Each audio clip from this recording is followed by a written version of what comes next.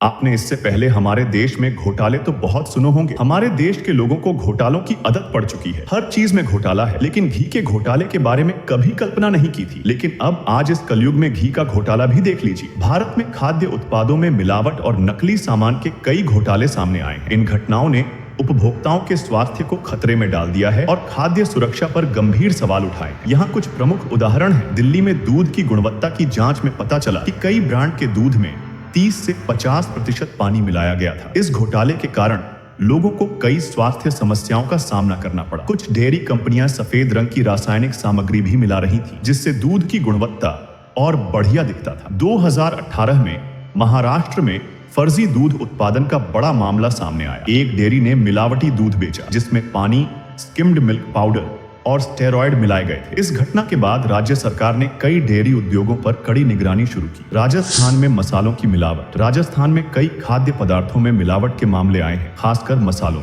हल्दी में पीले रंग के केमिकल और मिर्च पाउडर में स्टोन पाउडर मिलाकर बेचा गया था। इस मामले में कई दुकानदारों को गिरफ्तार किया गया और कड़े सजा के प्रावधान बनाए गए। गुजरात में भी मसालों में मिलावट की घटनाएं सामने आईं, जहां कई मसालों में रसायनों का इस्तेमाल किया जा रहा था। वहां के खाद्य निरीक्षकों ने कई प्रतिष्ठित ब्रांडों के खिलाफ कार्रवाई की। पंजाब का तेल घोटाला। पंजाब में कई कंपनियों पर आरोप लगे कि वे मिलावटी खाद्य तेल बेच रही हैं। निरीक्षकों ने पाया कि कई ब्रांड के तेल में जानवरों का फैट मिला हुआ था। इस मामले ने लोगों को सचेत किया और अब उपभोक्ता अधिक सावधानी बरत रहे हैं। तमिलनाडु में रिफाइंड तेल का मामला।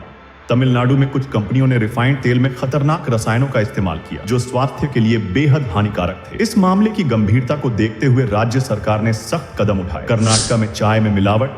कर्नाटक में चाय की पत्तियों में ढाई और मिलावटी सामग्री मिलाने की घटनाएं सामने आई हैं। स्थानीय चाय उत्पादन पर ध्यान केंद्रित करते हुए सरकार ने कई मिलावट करने वाले व्यापारियों पर कार्रवाई की। हिमाचल प्रदेश में कॉफी में मिलावट। हिमाचल प्रदेश में कॉफी ब्रांडों के खिलाफ यह आरोप लगा कि उनमें रोस्टेड चावल और अन्य सामग्रियों का मिश्रण किया गया था। इस मामले ने कॉफी प्रेमियों को निराश किया। उत्तर प्रदेश का मिठाई घोटाला। 2017 में उत्तर प्रदेश में मिठाइयों में मिलावट का बड़ा मामला सामने आया। दुकानों पर बिकने वाली मिठाइयों में नकली घी और सिंथेटिक रंग का इस्तेमाल किया गया था। इस घोटाले के बाद कई मिठाई की दुकानों को बंद कर दिया गया और मालिकों को सजा दी गई। मध्य प्रदेश में भी मिठाइयों में मिलावट की जांच हुई, जहां चॉकलेट और अन्य मिठाइयों में धातु के कण पाए गए। इसने उपभोक्ताओं के स्वास्थ्य पर गंभीर प्रभाव डाला।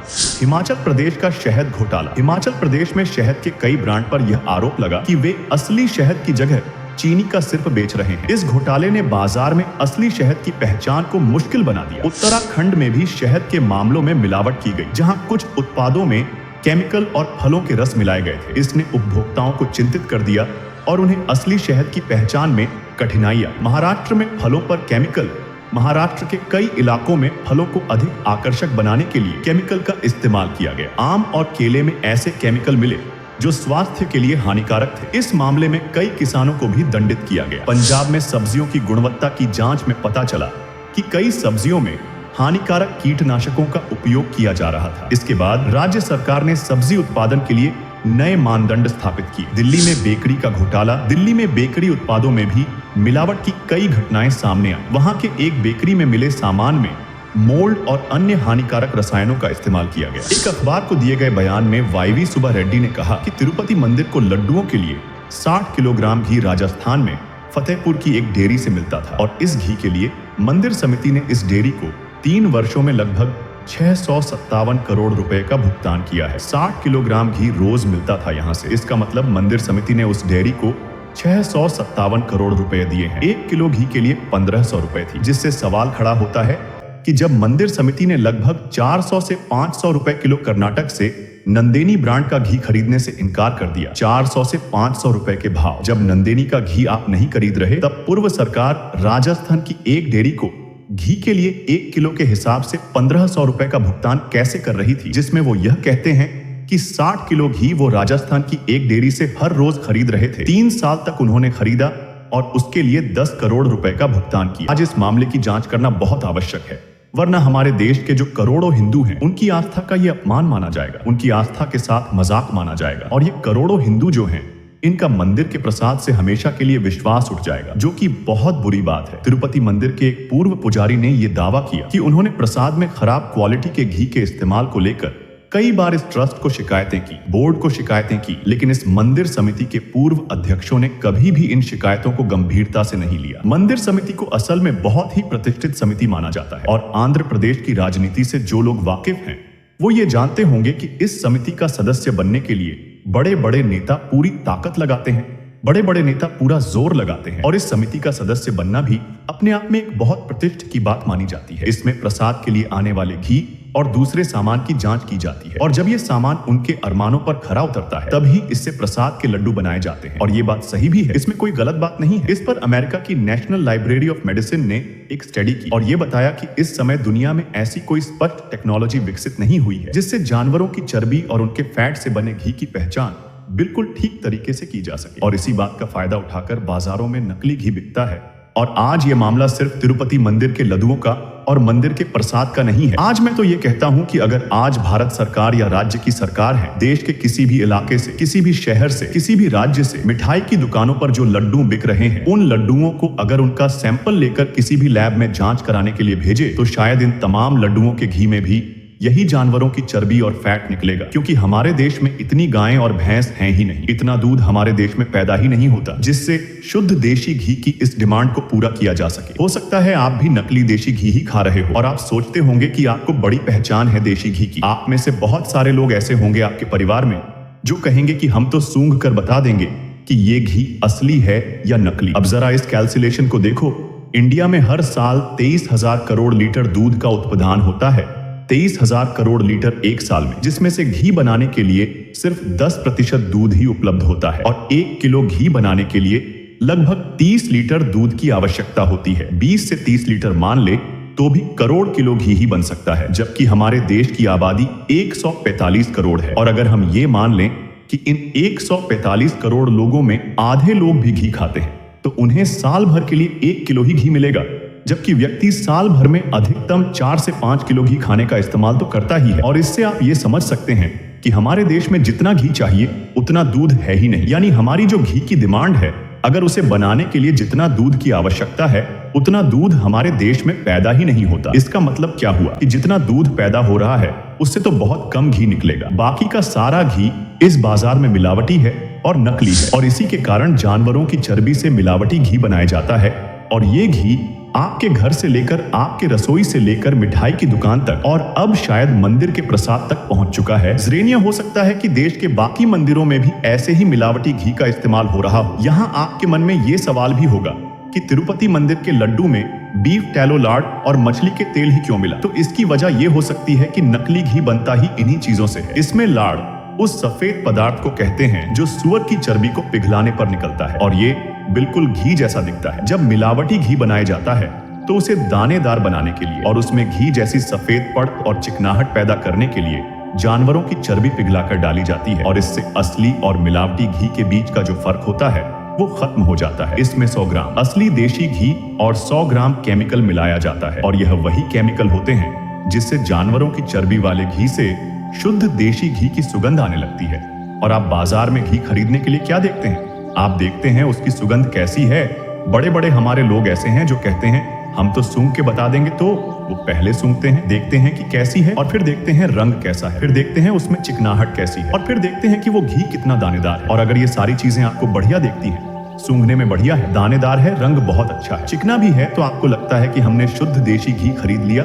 और फिर आप अपने परिवार को, अपने प्रिय लोगों के लिए प्यार से जब खाना बनाते हैं तो हमेशा कहते हैं कि आज जरूर खाइए, पेट भर के देशी घी का है, जबकि कड़वा सच है कि ये सारी चीजें जानवरों की चर्बी और फैट से बनी है, जिसके कारण बाजारों में सरकारों के नाक के नीचे नकली और मिलावटी घी बेचा जाता है। और तिरुपति मंदिर में भी जो घी इस्तेमाल हुआ होगा या जो आपके घरों में भी घी इस्तेमाल हो रहा होगा, यह वही मिलावटी घी हो सकता है और यह बात सरकारें भी मान चुकी है। इस मुद्दे पर मुख्यमंत्री चंद्रबाबू नायडू ने अपने आरोपों को फिर से दोहराया, जबकि कांग्रेस ने इस मामले में हाई कोर्ट में एक याचिका दायर करके ये मांग की है कि हाई कोर्ट को चंद्रबाबू नायडू के आरोपों की जांच के लिए एक कमेटी बनाकर बाकायदा एक जांच करवानी चाहिए। पूर्व मुख्यमंत्री जगन मोहन रेड्डी ने कहा कि चंद्रबाबू नायडू के आरोप बिल्कुल बेबुनियाद हैं और वो इस मामले में प्रधानमंत्री मोदी और सुप्रीम कोर्ट के चीफ जस्टिस DY चूड़ को चिट्ठी लिखेंगे और तथ्यों को तोड़ मरोड़ कर पेश करने के लिए चंद्रबाबू नायडू के खिलाफ कानूनी कार्रवाई करने की मांग करेंगे। अगर ये सब सच है तो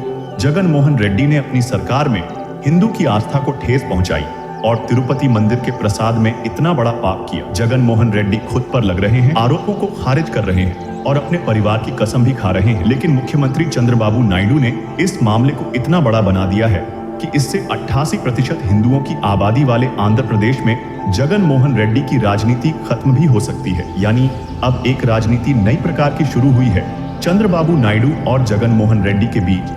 और बहुत सारे लोग तो ये भी कह रहे हैं कि असल में इसमें घी का कोई लेना देना नहीं है, असल में ये राजनीति है। और क्योंकि चंद्रबाबू नायडू इतने मंझे हुए खिलाड़ी हैं राजनीति के, उन्होंने मुद्दा भी ऐसा चुना है जो मुद्दा हर हिंदू के घर तक जाएगा, हर हिंदू के दिल तक जाएगा, हर हिंदू के आस्था तक जाएगा। और उन्होंने ये मुद्दा उठाकर ये बताने की कोशिश की है कि जगन मोहन रेड्डी ने हिंदुओं की आस्था का अपमान किया है और ये एक बहुत बड़ा राजनीतिक मुद्दा आगे चलकर बन सकता है। ये ऐसा मुद्दा है जिस पर चुनाव जीते जा सकते हैं और फिर से हर बार की तरह बड़े मुद्दों में आम जनता को पीसना पड़ रहा है। और अगर हम सब आज नकली घी खा रहे हैं तो इसके क्या परिणाम हो सकता है? अगर कोई आदमी नियमित रूप से नकली फूड उत्पादों का सेवन करता है तो इसके कई हानिकारक प्रभाव हो सकते हैं, जैसे पोषण की कमी। नकली फूड में पोषण तत्व कम होते हैं जिससे शरीर को जरूरी विटामिन और मिनरल्स नहीं मिल पाते। इन उत्पादों में हानिकारक रसायन होते हैं जो लंबे समय में गंभीर बीमारियों का कारण बन सकते हैं, जैसे कैंसर, डायबिटीज और हार्ट रोग। नकली खाद्य पदार्थ खाने से डाइजेस्टिव सिस्टम बिगड़ सकता है जिससे इंडिजेशन और गैस की समस्या हो सकती है और इनमें मौजूद हानिकारक तत्व दस्त और उल्टी जैसी समस्याएं पैदा कर सकते हैं। खराब पोषण और हानिकारक रसायनों के कारण शरीर की प्रतिरोधक क्षमता कमजोर हो सकती है जिससे आम बीमारियों से लड़ना मुश्किल हो जाता है। शरीर में पोषण की कमी मानसिक स्वास्थ्य को प्रभावित कर सकती है जिससे व्यक्ति तनाव और डिप्रेशन का शिकार हो सकता है। अगर स्वास्थ्य समस्याएं बढ़ती हैं तो चिकित्सा खर्च भी बढ़ सकता है जिससे आर्थिक बोझ बढ़ जाता है। स्वास्थ्य खराब होने पर व्यक्ति काम में ध्यान नहीं दे पाता जिससे उसकी सामाजिक और व्यक्तिगत जिंदगी प्रभावित होती है। इन सभी कारणों से यह स्पष्ट है कि नकली खाद्य उत्पादों का नियमित सेवन करना स्वास्थ्य के लिए बेहद खतरनाक है। इससे बचना और शुद्ध एवं गुणवत्ता वाले खाद्य उत्पादों का चयन करना सबसे अच्छा है।